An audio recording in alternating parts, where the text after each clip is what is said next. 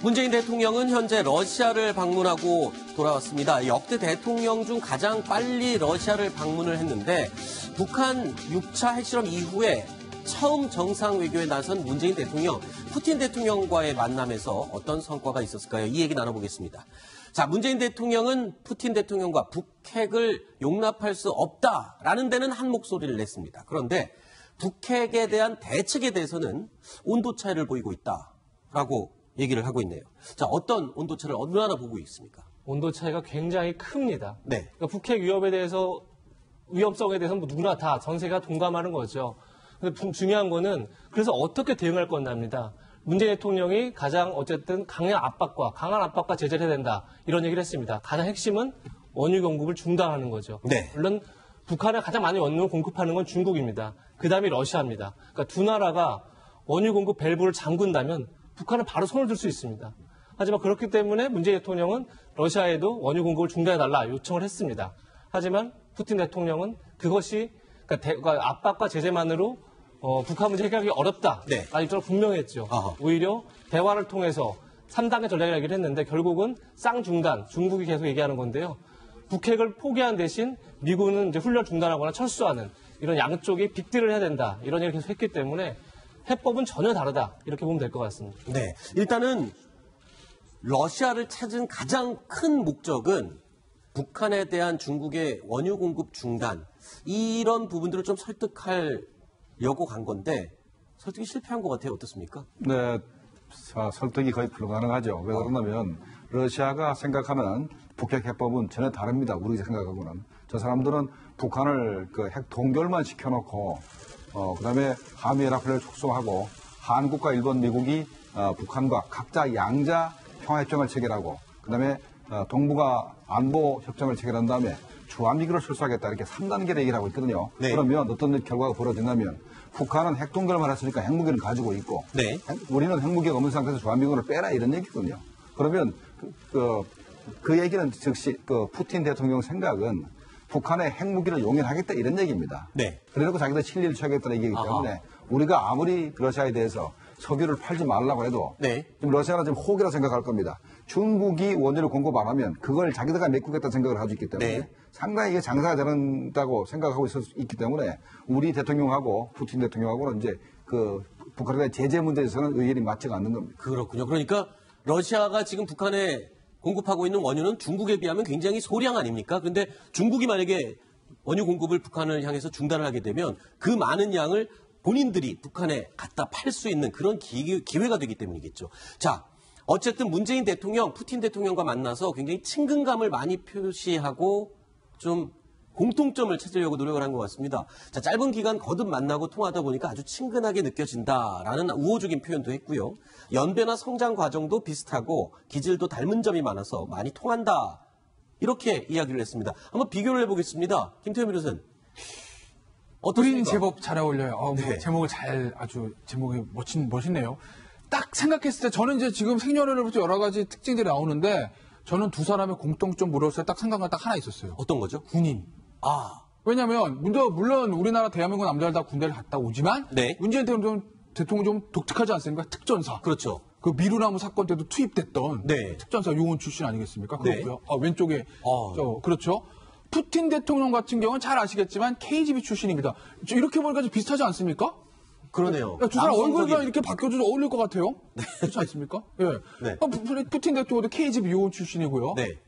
문재인 대통령 공수부대 사진이나 푸틴 대통령 총 들고 있는 사진 비슷하잖아요. 네. 그리고 두 사람 다 법학을 전공했다고 하죠. 예, 물론 문재인 대통령은 이제 변호사 출신이고 푸틴 대통령은 그건 아닌데 어쨌든 법학을 전공했고 네. 이건 이번에 제가 처음 알았는데요. 둘 다 개를 강아지 좋아한다고 합니다. 문재인 애견이니까, 대통령이 애견인이라는 건 다 알려진 사실인데 네. 푸틴 대통령도 강아지를 사랑한다는 거예요. 네. 왠지 좀 약간 의외 아닙니까? 그러네요. 굉장히 남성적이고 그렇죠. 거칠 것 같은데. 곰 좋아할 것 같은데 그렇죠. 강아지를 굉장히 좋아하는 이 정상이 공통점이 있었군요. 자, 그런데 문 대통령이 푸틴을 설득하기 위해서 미투 전략을 구사했다. 미투 전략. 미투 전략이 뭔지 좀 설명을 해주시고요. 또 호랑이를 굉장히 강조했다. 이 두 가지가 포인트거든요. 설명해 주시죠. 미투 전략 아주 쉽게 얘기하면 네. 닮은 꼴 전략 이 정도로 아하. 풀이할 수 있을 것 같습니다. 네. 너와 내가 비슷하다. 우리가 비슷한 생각을 하고 있기 때문에 앞으로 같이 해갈 수 있는 여지가 많다. 뭐 이렇게 만들려고 하는 거죠. 네. 정상회담에서 흔히 각 정상들이 쓰는 어떻게 보면 전략입니다. 우리가 굉장히 비슷하다는 걸 공감대를 만드는 게 어떻게 보면 이제 서로가 대화하는 게 좋기 때문에 많이 하는데 이번에 문재인 대통령이 미투 전략을 내세운 게 호랑입니다. 오늘 이제 블라디보스토크에서 열린 동방경제 포럼에서 네. 오래전부터 한국인들은 호랑이를 영물로 여기며 아주 좋아했는데 네. 푸틴 대통령도 기상이 시베리아 호랑이를 닮았다 이런 얘기를 합니다. 시베리아 호랑이가 등장하는군요. 그렇습니다. 네, 우린 백두산 시베리아와 호랑인데요. 백두산의 호랑이가 어떻게 보면 같은 종족이죠. 그래서 네. 이제 그 얘기를 통해서 공감대를 이룬 건데요. 네. 호랑이를 얘기한 이유가 있습니다. 네. 푸틴 대통령이 2008년도에 네. 야생동물 보호구역에서 마취총으로 호랑이를 제압해서 그 호랑이의 GPS를 다는 그런 걸 직접 했습니다. 그래서 그랬었죠, 호랑이의 네. 어떤 생태 환경을 이제 네. 추적하기 위해서 그거를 직접 했습니다. 그 정도로 본인이 이제 남성미를 과시한 건데 그렇게 호랑이에 대해서 푸틴 대통령이 무서워하지 않는다. 네. 이런 것을 이제 과시했던 거겠죠.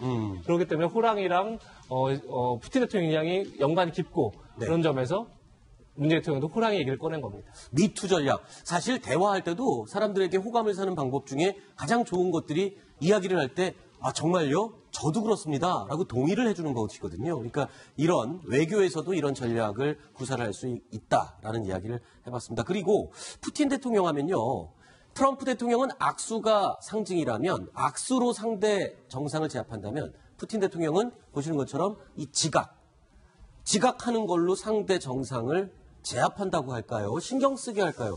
이번에도 어김없이 또 지각을 했나요? 어떻습니까? 네, 푸틴 대통령이 지각을 한두 번 했으면 네. 그게- 실수라고 여기겠지만. 그게 이제 문제가 되겠습니다만 네. 제 시간에 온 적이 거의 없다고 봐야 되겠습니다. 그래서 그러면 의뢰 당연히 또 늦겠구나라고 다른 나라 정상들이 기다리겠죠. 그렇죠.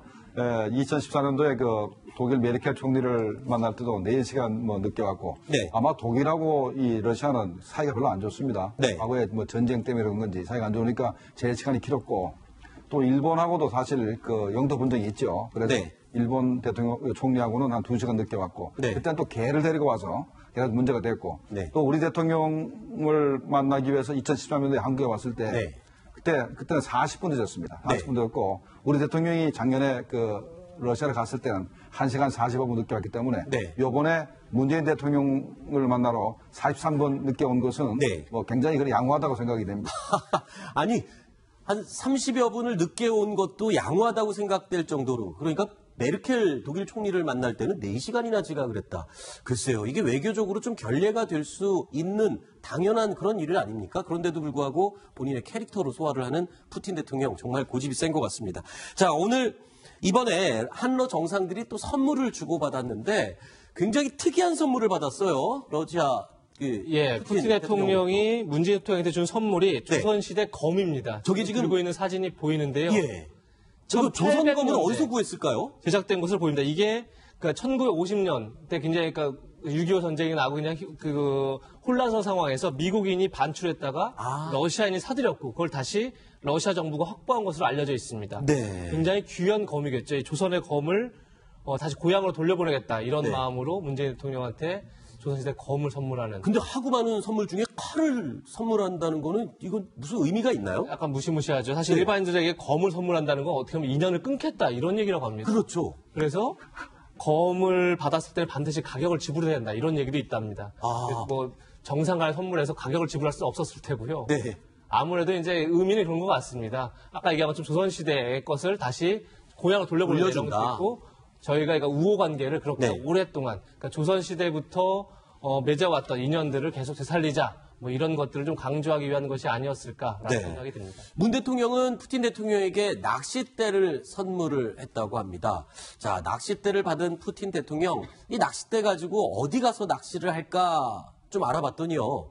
푸틴의 초호화 저택이 공개가 됐다고요. 그러게요. 아니 트럼프 대통령 워낙 재벌이니까 네. 초호화 별장이 그렇다고 하지만 어쨌든 푸틴 대통령은 일단 어쨌든 공식적으로는 공직자 아닙니까? 그런데 저런 별장을 뭔 돈으로 산지 모르겠지만 네. 어쨌든 초호화 별장이 화면 좀 공개됐다고 잠깐 합니다. 볼까요? 지금 와, 어이구 내부가 금인가요? 네. 453평이고요. 네. 부지 6만 평입니다. 네. 간이 행리장도 있어요. 부두도 있어요. 야, 저거 뭐 호화롭지 않습니까? 제가 봤을 때는요. 그 마라라고 리조트보다 훨씬 좋아 보여요. 트럼프 대통령. 그렇죠. 예. 근데 저기가 안에도 도금돼 있고 아까 실내 수영장 보셨죠? 네. 이것도 왠지 금인 것 같지 않습니까? 네, 금으로 도금이 돼 있다고 하네요. 예, 뭐 뭔가 그 각종 건축 양식들이 다 들어있는 것 같습니다. 지금 얼핏 보기에도요. 네. 그런데 저게 원래 굉장히 유명한 그 해변에 낚시터가 있대요. 네. 그러니까 주민들이 낚시를 했다는 거예요. 네. 근데 저기에 다 별장에 들어온 이후로 네. 낚시를 못하게 된 거죠, 주민들이. 못하게 하는 거, 그러니까 경호에. 그럼요. 문제상. 그 낚시하다가 그 낚싯대에서 못 꺼내가지고 그렇죠. 그렇게 할 줄 모르니까요. 그렇죠. 알겠습니다. 자, 한러 정상회담 이야기를 하면서 푸틴 러시아 대통령의 초호화 별장까지 한번 알아봤습니다. 자, 문재인 대통령이 선물한 낚싯대를 가지고 어떤 고기를 얼마나 잡을지 혼자 생각해봤습니다.